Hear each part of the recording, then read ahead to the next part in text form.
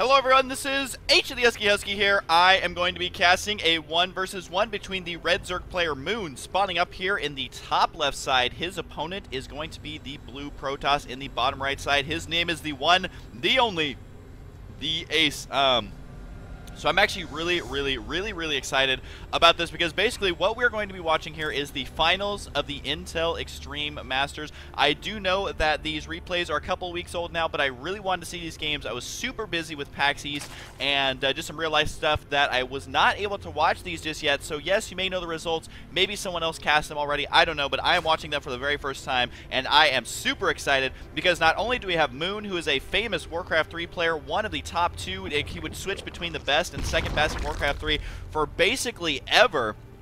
He has transitioned into StarCraft 2, and look at how quickly he is becoming a top-tier player in the finals of the IEM. Is insane. He is a Korean player, and he is on a professional Korean team. Ace, on the other hand, is also a Korean, and is, I guess that wouldn't really be on the other hand, that'd be on the same hand. And he is just wicked good. You guys saw a lot of his games on my channel. Everyone requested, well, not everyone, I'm sure there's someone out there who didn't, but a lot of people requested that I cast more Ace games, so I figured I would just jump to the finals and just kind of dig right in. So they are competing for $13,000 for first place. I forget what second place is. It is quite a bit of moolah, though. So first place, $13,000. That is a lot of scratch for playing StarCraft 2, so I'm really excited, and I don't know if you can tell by the sound of my voice, but I'm super excited. The map is going to be Delta Quadrant. It is going to be a best of 5, and in a lot of the games we have seen Moon play phenomenally. He's been doing a lot of creative play versus his Protoss opponents, doing Hydralisk drops especially. Hey, he's had a lot of success with those, and I recently saw some Hydra drops in the GSL, so it's fun to watch Zerg actually go for drops rather than the Nidus Worm, which players don't seem to use the Nidus Worm either. And I think we will be seeing drops a lot more. But Ace, on the other hand, I believe every game I cast, he actually ended up winning, going completely undefeated. So if you want to learn how to play Protoss, you definitely want to check out his games and see what it is he does to keep himself winning. And it does look like Moon did go ahead and get his spawning pool first, has that Zergling speed on the way, pulls the 3 drones off the gas, and you can see he did it almost perfectly. He has 8 additional gas, which is not a huge deal. And he does have, let's just look at the production tab, he does have those 4 Zerglings on the way, the first 2 just now going to be spawning here. And he is going to be using these just for the map control, making sure there's no early 4-gate pylon or anything like that placed in the center of the map. And actually, what is this little probe doing? There's now 2 probes on the map, and this probe is the one up in the... It's already scouted the Zerg player, so Ace knows where his opponent's at. He does have a hidden probe down here, and look at this. So the Overlord might actually scout it. If this probe puts down a pylon or something, it may actually be scouted right away by Moon. And it looks like, nope, they're just kidding. The Zealot's hiding right here, and he is the gatekeeper. They do not have a key to get inside. So for now, is this probe actually going to get spotted? I don't know what this probe is doing. This is very peculiar. He hasn't placed anything down quite yet. He does have a Twilight Council on the way. Could very well go for some sort of DT rush. He did get his second gas up and running very quickly instead of going for that early expansion in the backside of the base. Sometimes you will see them take the natural right here as well. So we'll see if this is actually going to work. I don't know if this Overlord is going to spot this probe.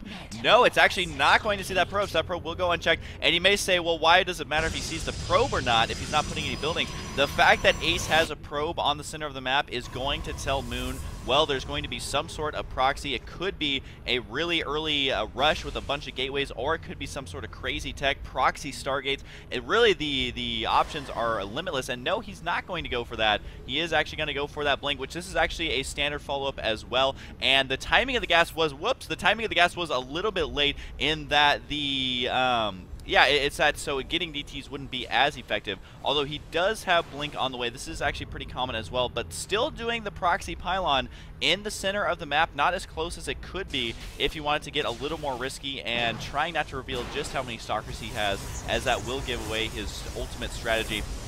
So basically, he just techs straight to blink, and looks like he's going to be going to 3 gateway mass stalker, and we'll see if he can actually pull it off. It's going to be up to Moon to make sure he has a lot of creep spread. That's going to be important, because with blink, those stalkers are so mobile that you need the creep to try and get the surround with the Zerglings, and then also catch back up to them once that blink is utilized.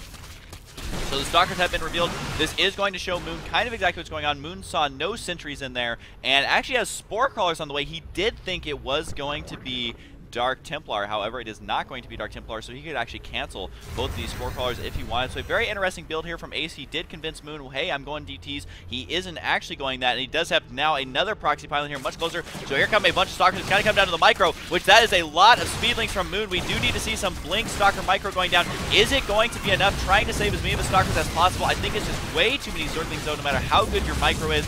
That is a lot of Lings, and this is probably one of the least cost-effective attacks of all time, as Moon reacted perfectly by just getting a bunch of Speedlings. You can see the Zealots trying to hack away as many as they can. They will go down as well, though. Both these Stalkers are just running around, and that is going to be that. If we do look at the units lost tab here, our Protoss player, Ace, definitely not choosing the best build here.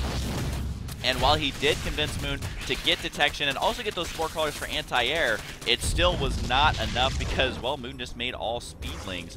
And you can see he still only has the one gas. That's how he was able to get so many Speedlings all of a sudden using that Inject Larva ability. And apparently someone's deciding to ping the map. Yes, there is indeed Zerglings here. Thank you for showing that to us, person who pinged. But, yeah, so now Ace all of a sudden is in a lot of trouble. Army size 31 to 54 is going to have the force field here on the ramp. Is he going to, though? I think the answer is no. A second sentry is now in position here, so he could try and trap these Zerglings if he wanted to.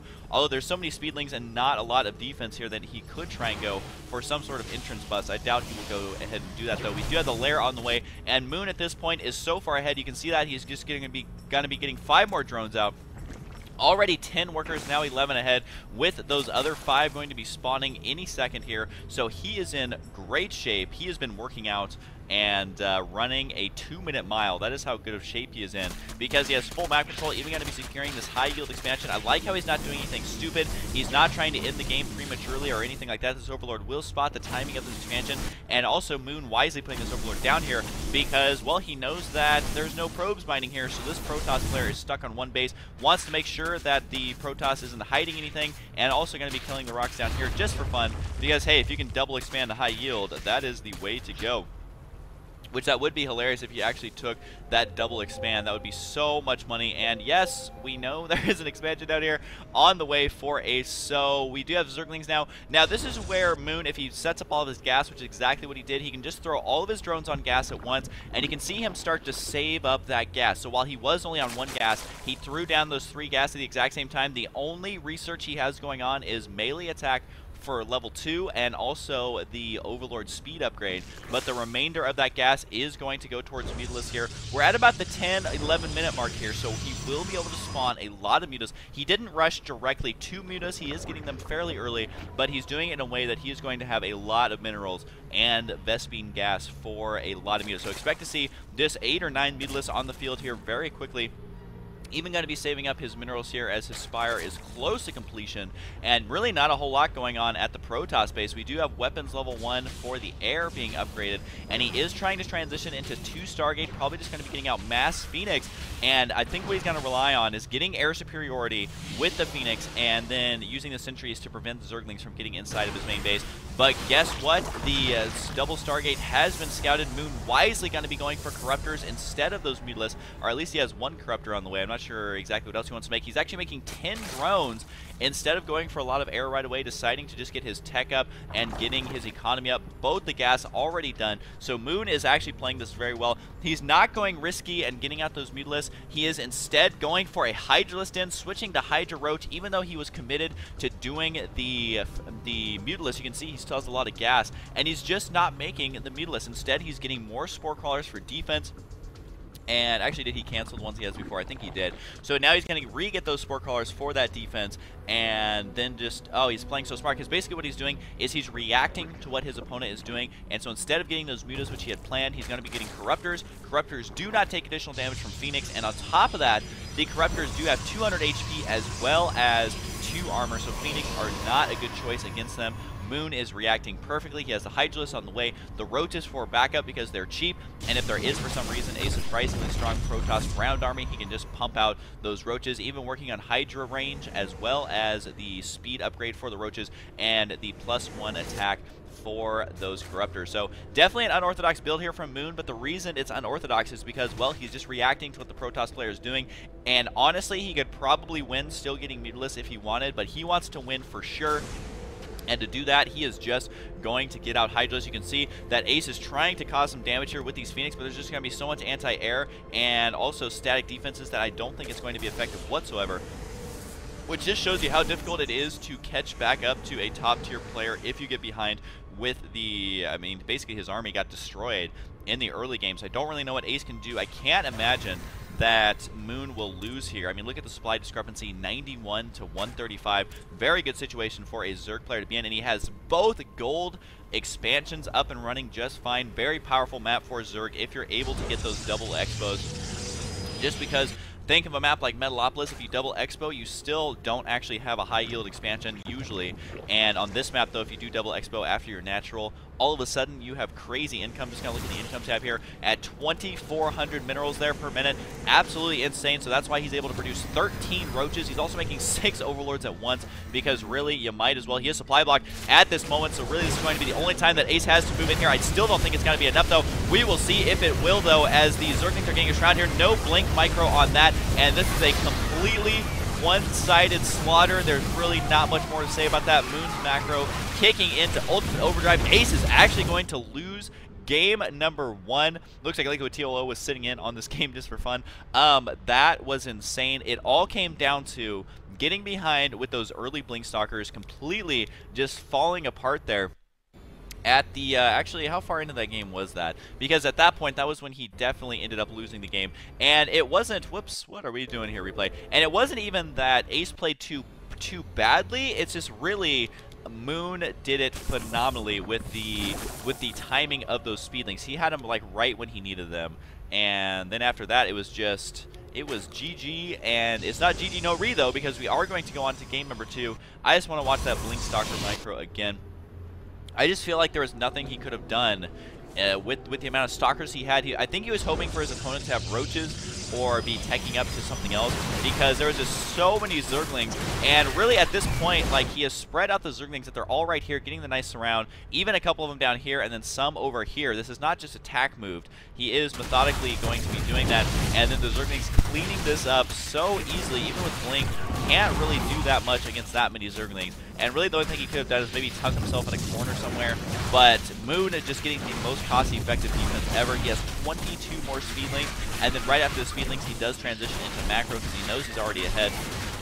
And no reason to try and break the Protoss entrance if there is a sentry or two here, because you might end up losing all your Zerglings. So great game sense by Moon, great game as well. And then of course he is able to kill his pylon, which is not good for Protoss. So that is that. I hope you guys enjoyed it. We are going to go on to game number 2 of the IEM, which stands for Intel Extreme Masters Finals. So I will see you guys next time.